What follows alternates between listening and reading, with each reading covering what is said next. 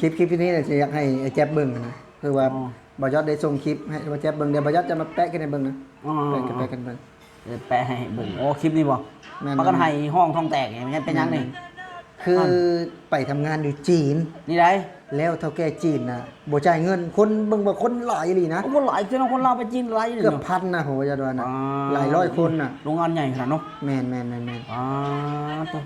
เบิ่งได้ความแบบว่า อุ๊ยน่าสงสารนะ สงสาร สงสารนะ ก่อนอื่นก่อนใดขอกราบสวัสดีครับพี่น้องเบิดสุภูทุกคนเนาะซึ่งว่ามื้อนี้ก็มาอยู่กับบ่าวแจ๊บเนาะสวัสดีครับบ่าวแจ๊บครับ สวัสดีครับบอยอดสวัสดีครับผม คือคลิปที่ให้เบิ่งไปนะก็เป็นคลิปของคนลาวเนาะแรงงานลาวที่ไปทำงานอยู่จีน จีน ซึ่งว่าแน่นอนว่าค่าเงินและก็รายได้มันก็หลายกว่าไทยนะ อืม มันได้หลายกว่าไทยก็ยอมรับนะ แต่อย่างหนึ่งคือสิ่งที่เจ้าไปพุ่นแล้วจะบ่ได้คือไทยนะ นั่นก็คือเรื่องของความสะดวก อ๋อ ในมุมมองของบยอดนะ อืม คือแบบว่ามันสิทธินี่แตกต่างกัน แล้วทั้งไอ้แจ๊บได้เห็นแบบนี้สงสารบ่หรือว่านั่นแหละ แน่นอนแหละ คือบอแจ๊บนี่บอกเลย ถ้าเว่าถึงไทยบอแจ๊บเว้า10 วันกับบอจบบ่สิ้นเนาะ เพราะบอแจ๊บมาอยู่ใช้ชีวิตอยู่ประเทศไทย ถือว่า 20 กว่าปีในไปกับอย่างที่บอแจ๊บบอก แต่ส่วนมากก็อยู่ทั้งพี่หลายกว่าอยู่ทั้งพุ่น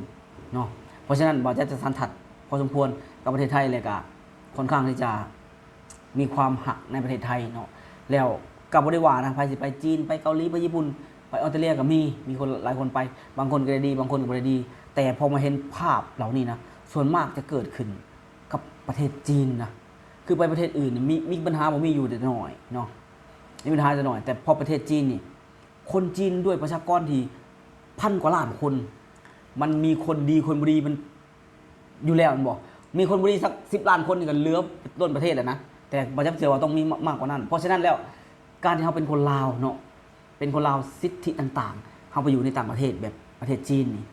เสือเหลือเกินว่าจะให้ได้แบบประเทศไทยนี่คงจะยากเนาะด้วยกฎหมายยังก็แล้วแต่เนาะแล้วด้วยเฉพาะจิตใจของคนมันแตกต่างเนาะที่บอกจะได้มาสัมผัสประเทศไทยสัมผัสคนไทยบอกจะชื่นชมเสมอว่าคนไทยน่ารักนะคนไทยใจดีนะบางคนอาจจะคิดว่าเอ้ยเป็นการย่องการชมซื่อๆแต่จริงๆบุแม่นเนาะบอจะใช้ชีวิตอยู่ขนาดนี้บอจะมีความสุขบอจะไปสัมผัส คือเดี๋ยวขอถามนี้คือบ่าวแจ๊บนี่ใช้ชีวิตอยู่ในประเทศไทยนี่24 ปีถึงบ่ ถึงแต่บ่ใช้ชีวิตรวบเลยเนี่ย บ่ บ่ถึงทั้งไปทั้งกลับ หมายถึงเข้ามา เริ่มแต่วันเข้ามาจนถึงวันนี้นี่ณตอนนี้นะ24 ปีขึ้นแหละ24 บ่าว ปี แจ๊บนี่เคยโดนบ่ว่านายจ้างไทยนี่บ่จ่ายเงิน บอจะบอกตรงนี้เลยทุกคนเนาะนอกจากว่าบทโดนนายจ้างไทยบ่จ่ายเงินแล้ว ยังเจ้านายบ่เคยได้ขอเงินเดือนจากเจ้านายไทยเลยคืนให้คือล่าสุดตอนที่บอจะอยู่บางแคเนาะบอจะยังออกเนาะบอกตรงสามครั้งโดยตอนเป็นวัยรุ่นทุกคนต้องขออนุญาตนำการที่เราเป็นวัยรุ่นนี่เราอยากยังพอไปอยากไปหันอยากไปหนีเนาะบนนิ่งนะตอนนั้น แต่เท่าแก่คืนเงินเดือนให้คืนเงินเดือนให้บอจะรับครั้งแรก2 ครั้งท้ายบอจะบริรับนะ คือตอนนี้บ่ได้รับเงินเดือนเลยแบบว่าบ่ได้รับเพิ่มนะ บ่เพิ่ม เออ แม่นอันนั้นอยู่บางแคนะมาอยู่ที่นี่คือกันบอจะเคย ตอนแรกผมเคยขึ้นให้จนอยู่วันหนึ่งแล้ว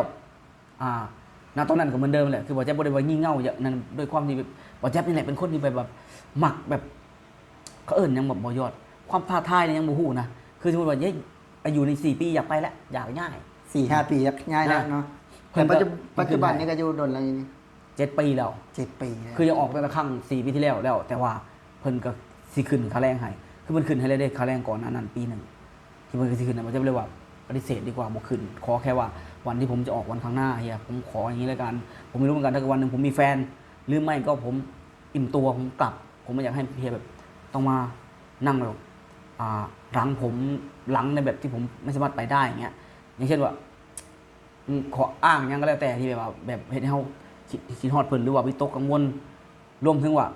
สงสารหั่นนะสมมุติว่าเพิ่นเว้าให้เฮาสงสารสิเฮาก็ไปบ่ได้เด้หั่นนะแต่จริงๆว่าแจ๊บก็เว้าไปแบบนั้นแหละทุกคนเนาะแต่ที่สุดแล้วบ่แจ๊บคิดว่าเจ้านายคนนี้น่าจะ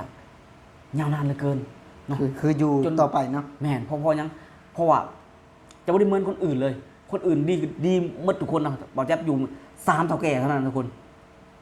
ชีวิต24 ปีเนี่ย3 เฒ่าแก่เท่านั้นนะ อ๋อมาอยู่20 กว่าปีนี่มีได้3เท่าแก่ 3 เฒ่าแก่เท่านั้น โอ้ เฒ่าแก่คนแรกคืออยู่บางแค คนที่สองคือพี่สะใภ้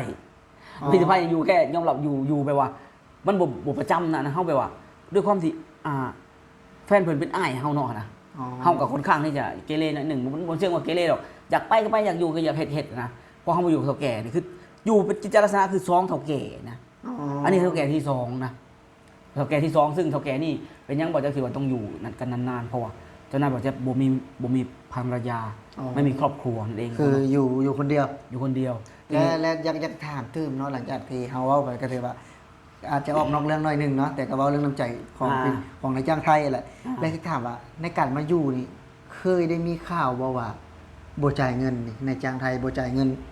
มีบ่ อันนี้ผมจะคนย้อนท่านั้นผมจะคนเล่าย้อนกลับไปอีกนิดหนึ่งเนาะเมื่อตอนอยู่บางแคตอนมันมีช่วงหนึ่งอันนี้คือเหมือนกับว่าเศรษฐกิจเนาะมันของบ้านเจ้านายกับผมเจ็บเองแหละมีปัญหาผมจะเคยสามเดือนหลับเงินเดือนเธอหนึ่งก็เป็นเดือนเดียวนะแต่บ่ให้เราเพิ่นบ่จ่ายนะคือเขาหลับเดือนเดียวพอคนอื่นให้จ่ายหมดลูกน้องทุกคนนี่ให้จ่ายมาเลยเข้าใจบ่ทุกคนให้จ่ายมาเลยจ่ายให้ตามเวลาเลยของบ่จะคนเดียวพอค่าแรงหลายกว่าหมู่แล้วก็อยู่กับเพิ่นนานกว่าทุกคน จนอยู่หักแพงกันจนว่าขอเอาของผมที่ผมค่อยเบิกกินเบิกใช้ครบพี่ได้เมื่อไหร่แล้วค่อยให้ผม โอ้อันนี้คือไอ้แจ๊บนี่เห็นน้ำใจของนายจ้างไทย แม่น จนแบบว่านายจ้างไทยนี่เดือดร้อนเนาะ แม่น แม่นเดือดร้อนเนาะ แม่น เดือดร้อน แล้วก็3 เดือนยังเอาเท่านึงก็ได้ 3 เดือนเอาทีหนึงแต่บ่ได้เอาทั้งหมดนะเอาเดือนเดียวก่อน อ๋อ ให้เพิ่นไปว่าให้เพิ่นทยอยให้เฮาเพอเหตุผลว่าเพิ่นยอมรับเป็นทุกคนเนาะเฮาฮู้มาเลยเบื้องลึกเบื้องหลังมันยังก็แล้วแต่เฮาอยู่มา16 ปีกับเพิ่น 16 ปี 16 ปีเฮาฮู้มาแล้วว่าอีหยังเฮาเหมือนน้องเพิ่นเนาะเฮาเห็นอกเห็นใจเจ้านายเฮาแล้วณตอนนั้นเพิ่นมีปัญหาก่อนหน้านั้นเพิ่นถือยอมรับว่าจ้างแรงงานเนาะ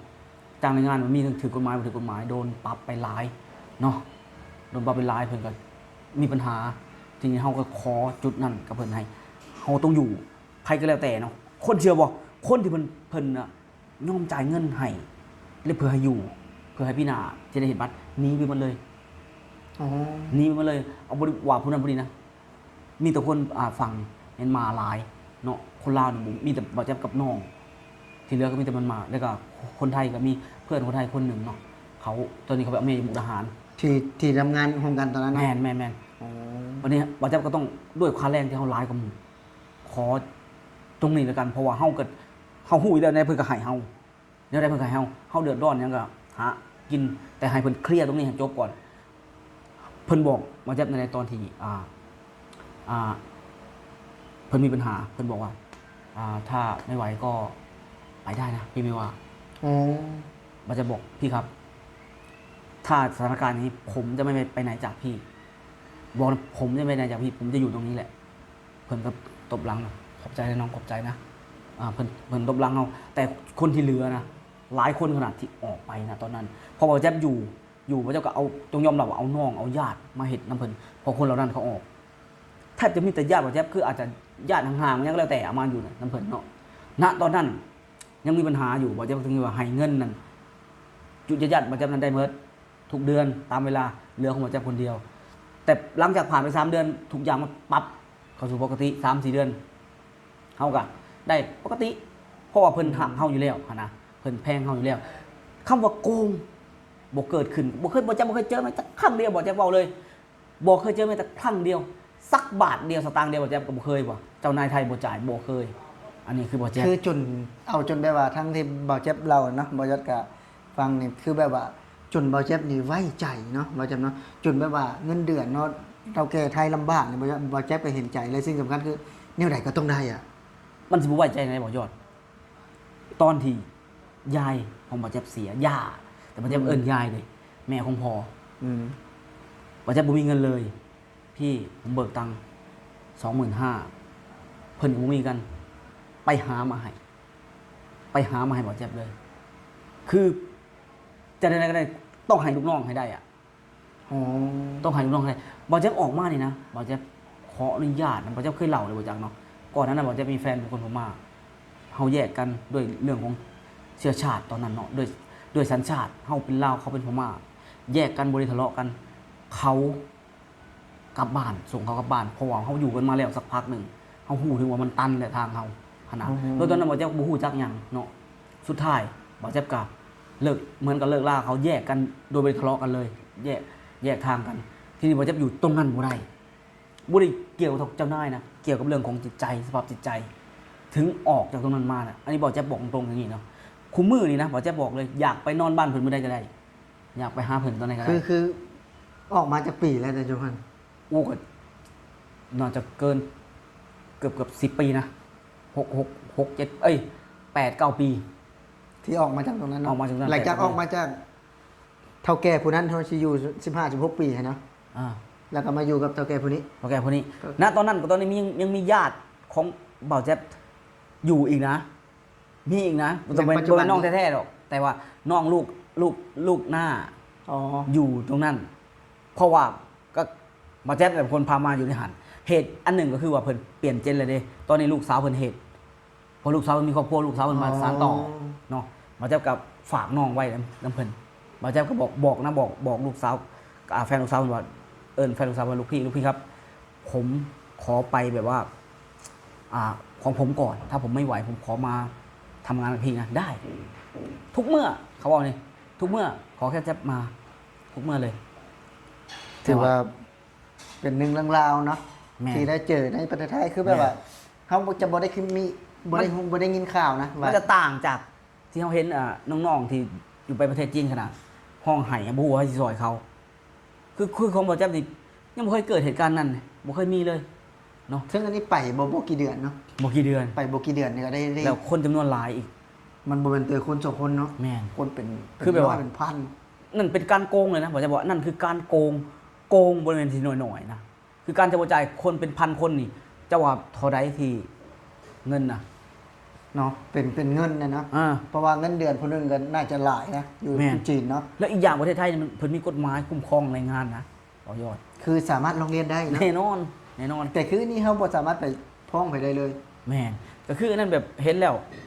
เจ้าคิดมึงไปเขาเอิ้นหยังออกจากบ้านจากเมืองไปนี่บ่ฮู้จักหยังไปเจอปัญหาบัดนี้โอ้โหบ่ยอดมันทุกข์ขนาดใด ทั้งที่บ่ได้ฮู้ภาษาอีกเลยเนาะ แม่น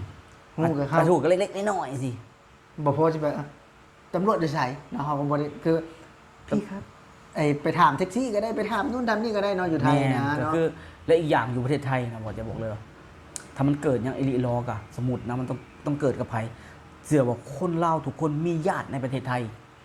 ญาติพี่น้องผู้หนึ่งเลยเฮ็ดงานอยู่หันผู้หนึงเฮ็ดนี่มันไปเพิ่งกันได้เลยนะแต่ว่ามันเกิดโอกาสแบบนั้นมันหน่อยเหลือเกินเนาะมันหน่อยเหลือเกินมันจะเกิดขึ้นเนาะถ้าเจ้าเองบ่ย่ำแย่ จนเกินไป จนเกินไปเอาจริงนะ ถือว่า อ่า ถือว่าอันนี้เป็นความคิดความเห็น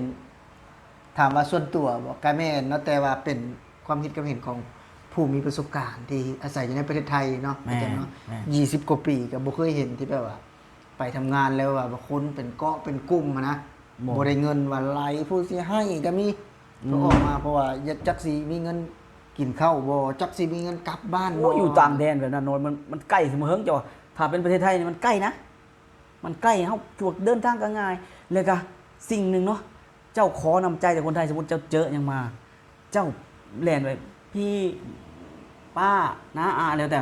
ผมหิวข้าวผมโดนโกงเนี่ยเขาให้ท่านที่ยิบยื่นนาทีนะเขาซอยเรือที่เบิ้งรอบบุเสือแต่ละคลิปหลายคลิปอยู่ว่าจะไปเห็น คือ เหตุการณ์นั้นกัน คือมันเฮาบ่ได้แบบว่าเฮาบ่หาเงินแล้วเฮาบ่มีเนาะ แม่น เฮามีเงินอยู่แต่ว่าอาจจะทำกระเป๋าเฮียกระเป๋าหายแบบนี้ แม่ เนาะ น ถือว่าเพิ่นก็แบบว่าเป็นน้ำใจที่จะช่วยเหลือว่าซั่นซะเนาะ แม่น ถือว่าถ้าหากว่าจุดนี้นะบ่ยัดเชื่อว่าเลยว่า ถ้าหากอยู่ในประเทศไทยนี่บ่เกิดขึ้น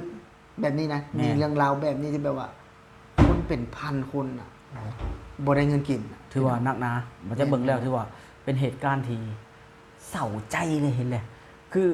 เขาบอกเปรียบเทียบกับมันเปรียบเทียบเนาะเพราะว่ายังเขาอยู่ในประเทศไทยเขาโอเคแหละบางคนอาจจะโอ้อยู่กับค่าแรงเท่านั้นเท่านี้หรือว่าเขาเป็นแรงงานลาวที่อยู่ในไทยนี่ที่เป็นแรงงานที่ถูกบูลลี่จากคนลาวด้วยกันเยอะนะยอมรับ แต่แรงงานที่ลาวที่ไปอยู่ประเทศอื่นนี่อาจจะถูกสรรเสริญชื่นชมเนาะแต่อย่าลืมนะเบายอดเบาแจ๊บเบาต้นเบาน้อยเบาโบเองอยู่ที่นี่ประกาศว่าได้เต็มปากเลยว่ามีความสุขและกาค่าแรงอาจจะว่าสำหรับเจ้าแต่คนมีความเสี่ยงใดๆเลยบอกตรงเท่านี้แหละ ไม่มีการโกงเนาะ ไม่มีความเสี่ยงใดๆเลยสำหรับเบาแจ๊บเนาะ ก็สำหรับที่นี่พี่น้องก็ขอบคุณเนาะทาง พี่น้องฝั่งไทยนี่แหละที่ติดตามได้รับชม ครับผม ทุกๆคลิปเนาะเบายอดกับเบาแจ๊บพี่น้องสำหรับคลิปนี้เนาะเบายอดกับเบาแจ๊บกสิขอลาพี่และน้องไปก่อน สวัสดีครับ สวัสดีครับผม